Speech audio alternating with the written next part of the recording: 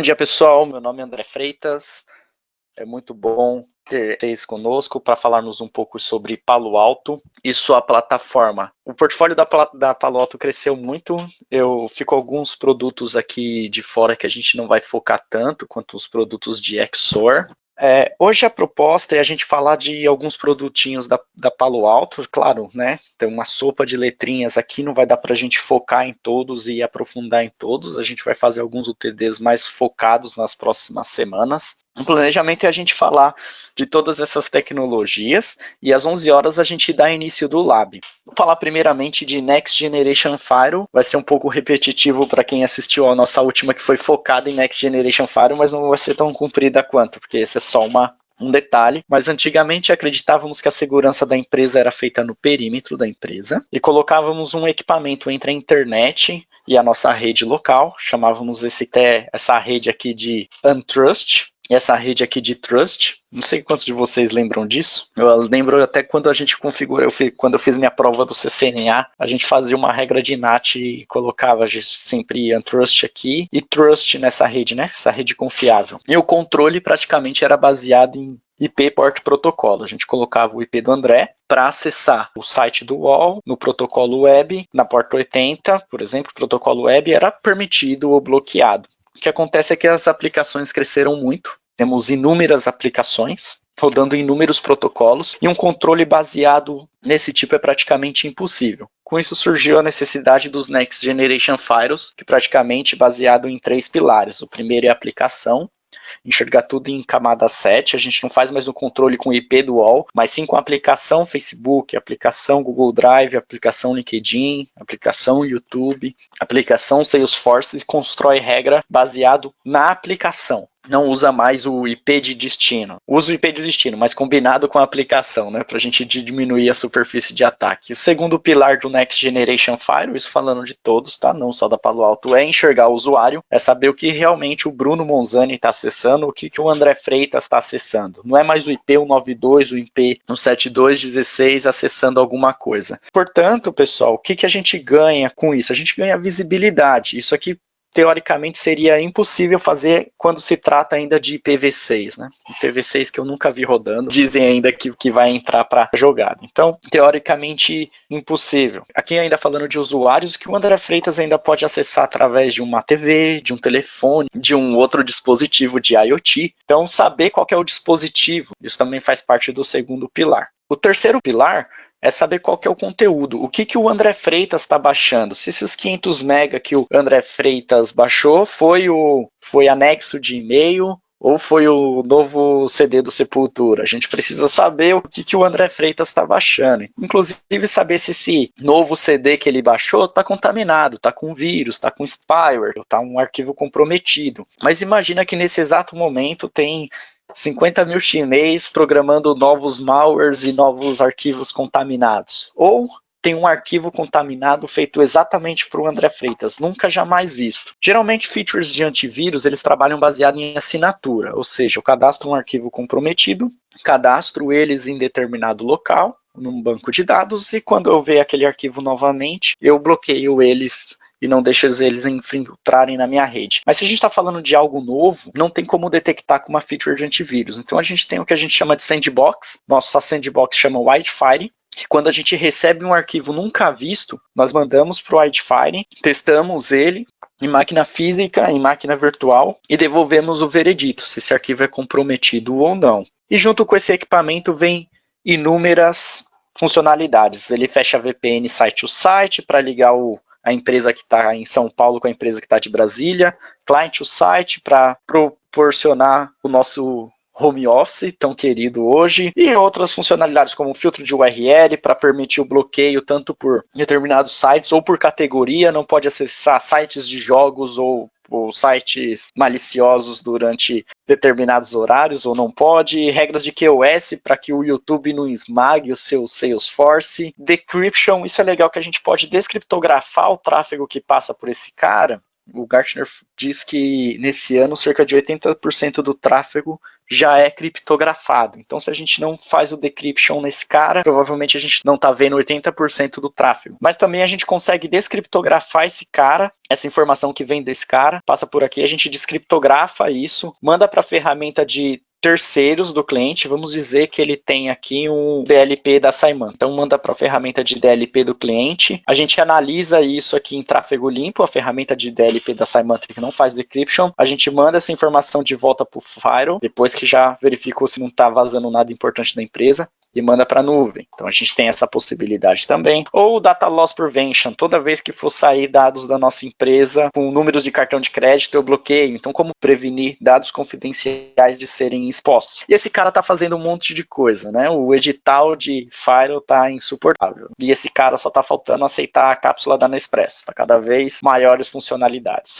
Saiu a nova versão do Palo Alto, versão 10. Nessa nova versão já saiu quase um livro só de novas funcionalidades. Então tudo isso aí a gente vai ter que se atualizar e saber o que esse cara tá fazendo. Mas esse cara muitas vezes substitui o roteador, faz features de roteamento, faz features de SD-WAN, então tá cada vez mais poderoso. O que acontece é que o Dirval pegou o computador dele, foi para casa dele, se conectou no home office dele, tá trabalhando de hoje, se contaminou e voltou para a empresa no dia seguinte. Vocês percebem que ele burlou praticamente o perímetro da empresa e ele tá dentro da empresa com um arquivo contaminado. E numa movimentação lateral, esse arquivo contaminado pode estar dentro do servidor da empresa. O que isso quer dizer? Quer dizer que a empresa pode investir muito nesse cara, nesse firewall de perímetro, mas se não estiver olhando aqui para a camada de baixo, pode ser que ele ainda seja infectado e o cara tenha acesso a dados confidenciais da empresa. Porque no final o atacante não está interessado aqui na máquina do Dirval, ele está interessado aqui no servidor. E como que a gente resolve isso? Com os famosos firewalls de data center. Então nossos firewalls de data center, numa movimentação lateral, ele pode interromper esse tráfego. Tem um dado também do Gartner que diz que esse tráfego aqui embaixo é cerca de 80% e aqui para cima, que os que sobe aqui para o perímetro da empresa é só 20%. Então a gente consegue atuar aqui embaixo. Firewall de perímetro,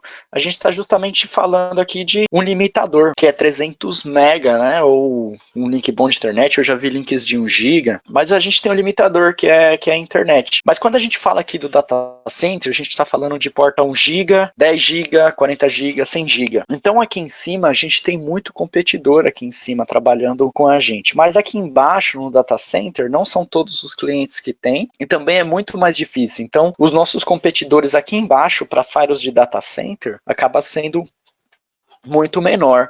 E por que a gente consegue atuar aqui embaixo com performance onde nem todos os vendors conseguem? Justamente por causa da nossa arquitetura.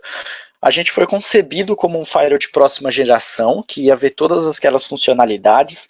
Então, diferente de um UTM ou de um firewall que cresceu como primeira geração, comprou uma empresa de antivírus, colocou dentro, comprou uma anti-spyware, colocou dentro do firewall, e que a informação passa pela feature de antivírus, depois passa pela feature de anti-spyware, depois passa pela feature de sandbox, depois passa ele abre o pacote, fecha o pacote, abre o pacote, fecha o pacote, abre o pacote, fecha o pacote. E quando você aciona todas as funcionalidades do Firewall Center, a gente vê tudo isso de uma única vez, que a gente chama de Single Pass Software, ou tudo numa passada única do pacote.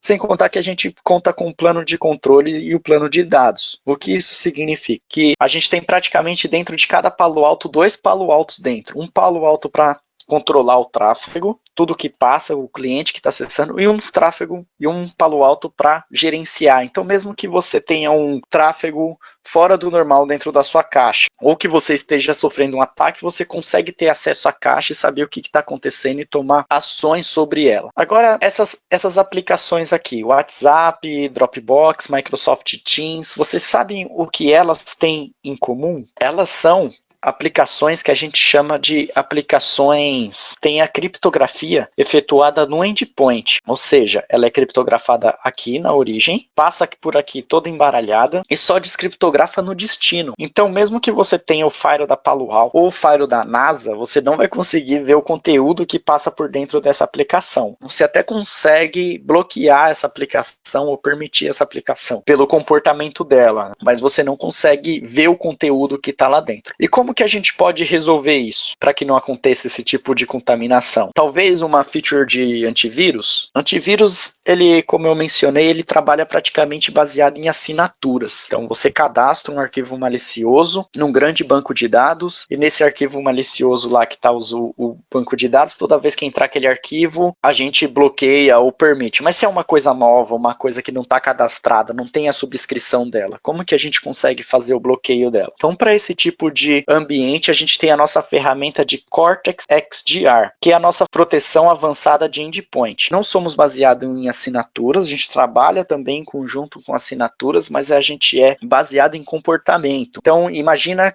trazendo para a nossa realidade, que é muito mais fácil você bloquear algumas ações, toda vez que alguém estiver dentro do mercado e tiver e puxar uma arma ou colocar algum componente dentro debaixo da roupa, a gente bloqueia, a gente pega esse cara, coloca um guardinha lá monitorando, do que colocar uma recepcionista na porta do mercado e toda vez que alguém for entrar dentro desse mercado, a gente olha no nosso banco de dados e vê se essa pessoa é uma criminosa ou não. Então é mais ou menos essa analogia. Então o cara baixou um PDF, esse PDF tentou abrir um PowerShell, tentou mudar alguma coisa dentro do meu Windows, tentou colocar alguma coisa na minha memória, eu bloqueio essas ações. Então ele é baseado em comportamento. Então a nossa ferramenta de endpoint Cortex XDR. Quem estiver fazendo o resuminho comigo, coloca lá o que é o Cortex XDR, que é a nossa ferramenta de endpoint, proteção avançada para endpoint. E agora a questão do data center. Não sei quantos de vocês já ouviram falar em Cloud Defined Data Center. Hoje nosso data center ele é constituído por software, então tem várias automatizações. Então imagina que você pode fazer automatizações do tipo, quando as minhas memórias ou a minha CPU passar de 80%, implanta novas máquinas, destrói essas máquinas automaticamente. Isso também falando de cloud, né? Então para esses casos é a mesma coisa que aquilo que a gente conversou. Uma máquina infectada pode rapidamente contaminar outras máquinas dentro do nosso data center.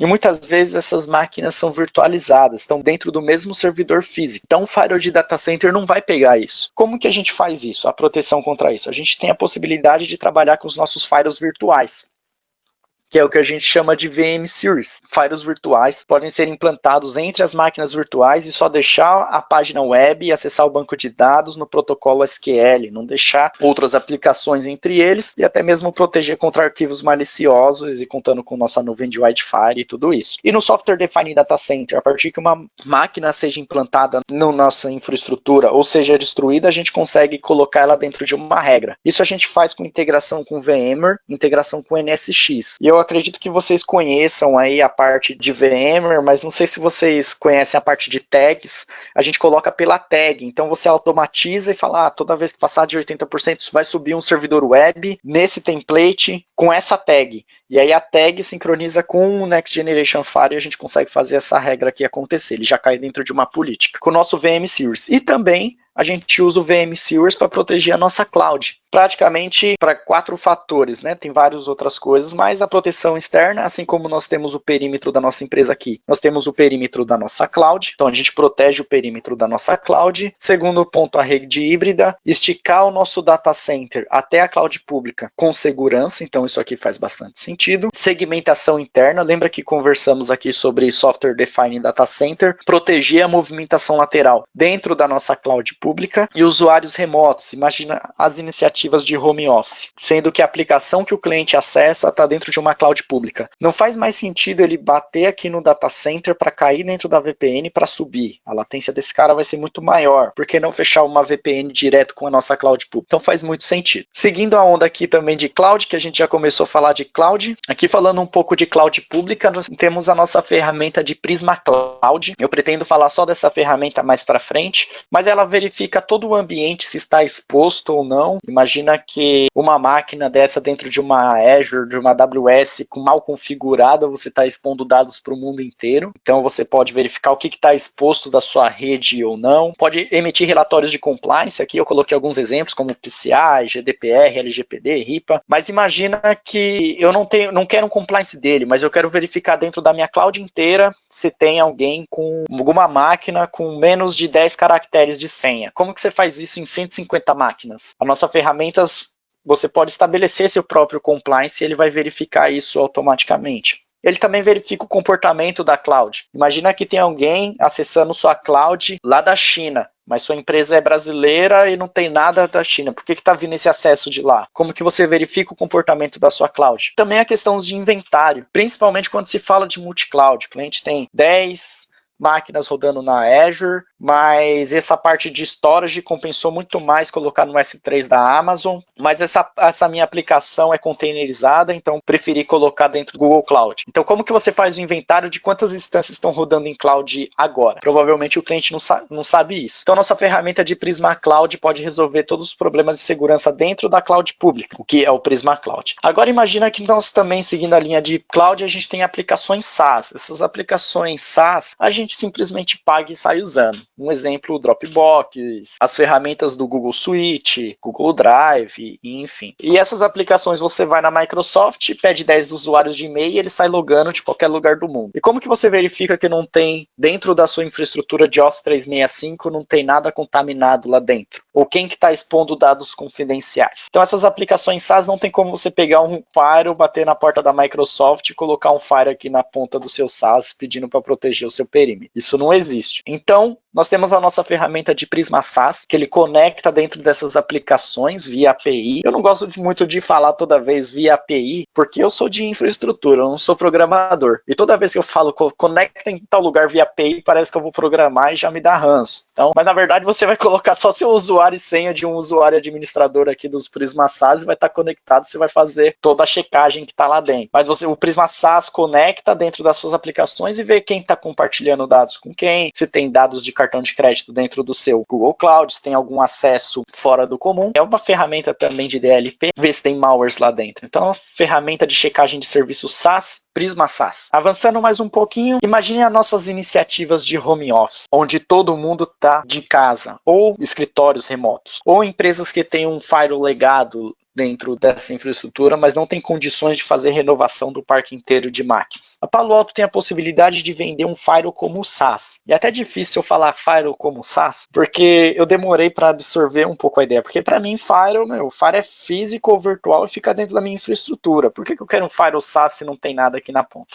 Depois eu comecei a enxergar de vários cenários com esse firewall SaaS. Dentre eles, eu separei alguns. Reduzir a latência entre aplicações nuvens. Imagina que usuários remotos ou escritórios remotos não acessam tudo dentro do data center. Muitas vezes são serviços que estão dentro do SaaS ou dentro de uma cloud. O Prisma SaaS está dentro de uma nuvem pública. Então a gente pode acessar o Prisma SaaS, não satura aqui meu link e de lá eu vou para acessar o SaaS ou eu caio para acessar a minha nuvem pública. Eu não preciso mais encaminhar todo mundo para o data center para então subir para a cloud pública. Eu já fecho a VPN. Então reduzir a sobrecarga do link da matriz. Imagina que se todo mundo, todas as localidades remotas e todo mundo de home office vir para cá, você pode impactar não só o usuário, mas toda a companhia. Então, deixar todo mundo um gateway na nuvem para todo mundo acessar. Reduzir as necessidades de hardware. Imagina que muitas dessas empresas, para fazer a conexão site-to-site, elas têm comprado soluções de SD-WAN puramente SD-WAN. Sem ser SD-WAN no Firewall, né, que faz por sessão, mas puramente SD-WAN em Layer 3. Por exemplo, o VeloCloud ou SD-WAN da Citrix. Imagina que ela comprou um hardware e colocou lá dentro de casa. E aí, de repente, ela fala, não, eu quero fazer uma saída de internet local. Então vou ter que comprar um outro hardware. Então ela vai ter que manter 2 hardwares dentro da filial. Por que não fazer a saída de internet, então, pelo Prisma Access? E você continua liberando aqui. Então, falando de soluções puramente SD-WAN também faz sentido. E reduzir a latência entre matriz e filiais. Imagina que esse cara aqui pode ser o seu gateway entre a matriz e as filiais. Imagina esse cara aqui está no data center da Amazon e espalhado pelo mundo. Então, ao invés de você ir pela internet, você vai pelos links da Amazon, que estão muito mais rápidos. Então, só a filial do Brasil, a filial dos Estados Unidos vai pelo link da Amazon, que tem uma fibra ligando daqui lá para cima, faz muito mais sentido. Reduzir a latência. Então, aqui nessa ponta, a gente só precisa de um terminador IPsec. Roteadorzinho, muitas vezes de operadora já faz isso. E tem empresas que tem um firewall de primeira geração, ou tem um firewall legado, ou tem um firewall que não renovou e quer usufruir de toda a infraestrutura da Palo Alto, um firewall líder no Gartner, um firewall com a nuvem de sandbox mais poderosa que existe, ela pega o firewall dela, fecha a VPN com Prisma Access e sai usando dali. Então, falando aqui do nosso produtinho, Prisma Access, a nossa ferramenta é um firewall na nuvem, é um firewall como o SaaS que você pode diminuir a carga da matriz e também possibilitar os acessos remotos, né, sem precisar ter um hardware para cada colaborador. Falamos de um monte de tipo de firewall, falamos firewall de perímetro, data center, vermicities, VM na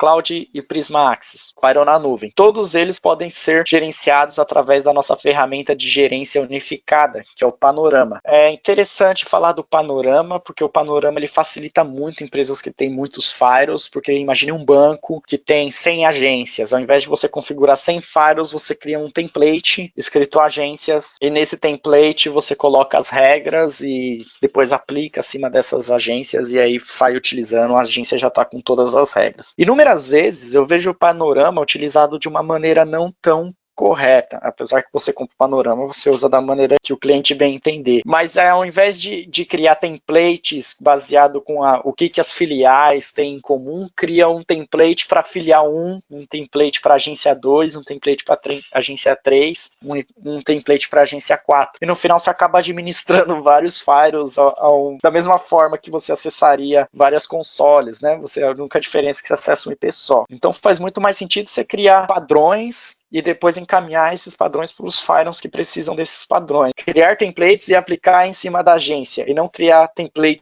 para cada agência seria o que facilitaria na hora de adicionar uma regra. Essa plataforma é totalmente integrada, então a partir do momento que é encontrado um malware ou algo novo através do Wildfire, todo mundo vai receber a vacina, então a plataforma totalmente integrada. E aí nós temos o que a gente chama de AutoFocus. O que é o AutoFocus? AutoFocus é o que a gente chama de o Google do cybercrime, aberto para a nossa corporação. Então imagina que chega o seu chefe em determinado momento e diz: nossa, eu li aqui sobre o ataque Petya e está sendo atacado. A gente está protegido? Aí você responde seu chefe: eu já te respondo, chefe, peraí que eu estou numa call agora. Mas na verdade, você vai pesquisar no Google, você vai pesquisar nas suas fontes, vai entrar no GitHub, no Twitter do Anonymous, vai entrar um monte de lugar, um monte de fonte para tentar entender o que esse ataque faz. O Palo Alto já entrega tudo isso para você. Então, você vai na hora, você vai pesquisar lá o que é o ataque Petya,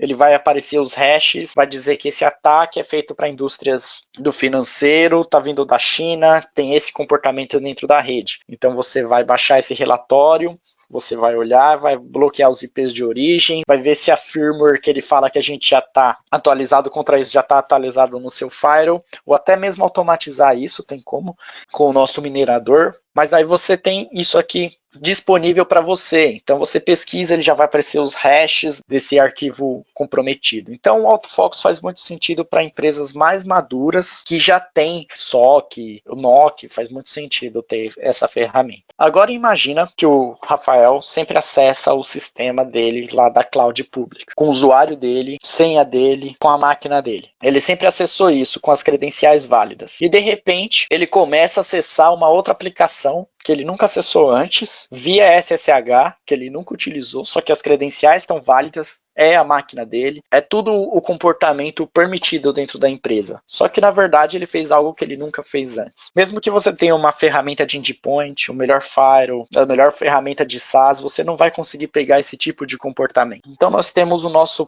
produto que chama Cortex XDR, também, né, que a gente tem várias versões dele, a versão de endpoint e a versão standard, a versão mais premium, que vê também esse tipo de comportamento. E aí a gente consegue bloquear e tomar ações sobre ela. Então, é o primeiro produto de inteligência artificial da Palo Alto. Imagina que 90% dos roubos de dados confidenciais são feitos com credenciais válidas, né? Então, uma vez que vaza essa credencial, como que a gente pega isso só com uma ferramenta aqui de Behavior Analytics? Então, Cortex XDR também faz essa nossa parte aqui de analisar o comportamento do colaborador dentro da empresa e tomar ações sobre ela. Imagina, pessoal, que para o Cortex XDR funcionar, a gente tem que armazenar todos os nossos logs dentro de uma plataforma de logs da Palo Alto que chama Cortex Data Lake, que nada mais é que um storage da Palo Alto que você vai sincronizar todo mundo lá. E aí, o firewall que o cliente tem, o antivírus que o cliente tem, que é o Cortex XDR, os antivírus que o cliente tem dentro dos servidores dele, o Prisma Access, tudo isso aqui vai ser monitorado, vai ser armazenado aqui, o Cortex XDR TM vai lá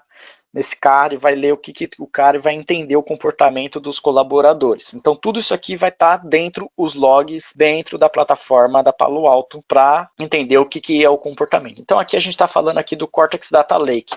que nada mais é que um storage na nuvem. E quando a gente fala de nuvem, todas aquelas vantagens que a gente já conhece, faz upgrade, né, conforme necessidade, não precisa ter hardware em casa. Então imagina que tudo isso aqui está enviando dados para o Cortex Data Lake, certo? Tá tudo na nuvem, então os logs e tudo isso aqui virou sensor para o Cortex XDR conseguir identificar. Mas imagina que esses logs já estão com a Palo Alto. Só que agora eu quero um relatório que o Splunk consegue gerar para mim. Então a Palo Alto, ela inventou o que a gente chama de Cortex Hub. Eu costumo assemelhar que é como você comprar segurança da informação igual você comprar aplicativos no smartphone. Você de repente baixa um aplicativo X, esse aplicativo te atende por um período, mas agora eu não quero mais esse aplicativo que aplica filtros na minha foto. Eu tenho um outro aplicativo melhor. Então, os dados estão no meu smartphone. Eu desinstalo esse aplicativo de foto e instalo outro aplicativo de filtros de fotos. Os dados continuam dentro do meu smartphone, as fotos continuam aqui. Então, os dados continuam no Cortex Data Lake. Eu só mudo a ferramenta. Eu compro aplicativos dentro do Cortex Hub. Então, agora eu preciso de um relatório do Splunk. Então, vou lá e compro um Splunk dentro da lojinha da Palo Alto que chama Cortex Hub. Agora o Splunk não me atende mais, mas eu quero um relatório que o QRadar consegue me enviar. Então, eu compro lá a ferramenta da IBM dentro da minha lojinha e eu consigo. Então ele consegue integrar com ferramentas de terceiro. Isso que é interessante. Então faz muito sentido a gente quando ter esse tipo de ferramenta que consegue integrar com ferramentas de terceiro e as facilidades, não precisar ficar migrando logs de um lugar para o outro. Então pessoal,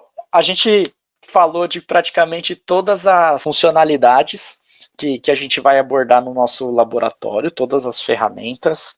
Aqui, pessoal, o laboratório vai ser assim. A primeira atividade, nós vamos atacar uma máquina com um Ransomware. Então a gente vai subir no Kali Linux, já está com o Metaxploit instalado. A gente vai iniciar um servidor web.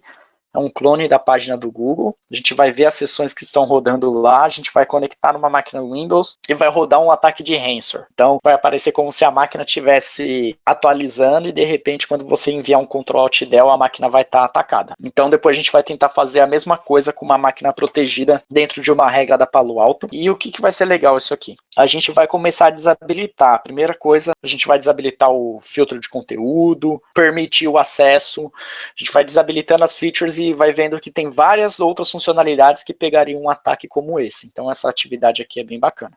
A gente vai desabilitando as funcionalidades do firewall para conduzir o ataque. A terceira atividade, a gente vai ter uma URL da Palo Alto que toda vez você baixa um malware, só que esse malware ele sempre vai dar como desconhecido para a gente fazer teste. Essa atividade 3 é engraçada porque ela demora um pouquinho o envio e os testes nas máquinas físicas e virtuais. Então a gente pode fazer o 3, vocês não necessariamente precisam ver os logs aqui. A gente faz o 4 e depois volta para a atividade 3. A parte de 5 é a Threat Intelligence com autofocus, ele vai dar um overview sobre o que é o autofocus, como que faz. A partir de 6, lembra que a gente comentou do Cortex Data Lake, guardar o log tudo na nuvem da Palo Alto. A gente vai olhar o panorama e onde a gente configura para enviar os dados lá para o Cortex Data Lake. Não sei quantos de vocês já trabalharam com Palo Alto durante um período, mas ele era o antigo Login Service, ele chamava Login Service, por isso que eu coloquei aqui em parênteses. E o Cortex XDR, só um scriptzinho que a gente vai ler, tem um videozinho, então a gente não precisa, não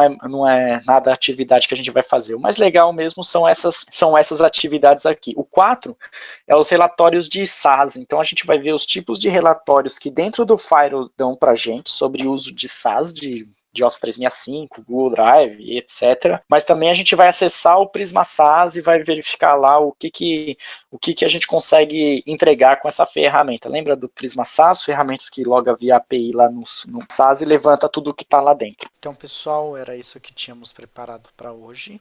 Espero que tenham gostado de toda a parte teórica. Agora vamos iniciar a nossa segunda etapa, que são os laboratórios. Para quem não nos acompanhou aqui, a gente deseja um ótimo dia e até a próxima.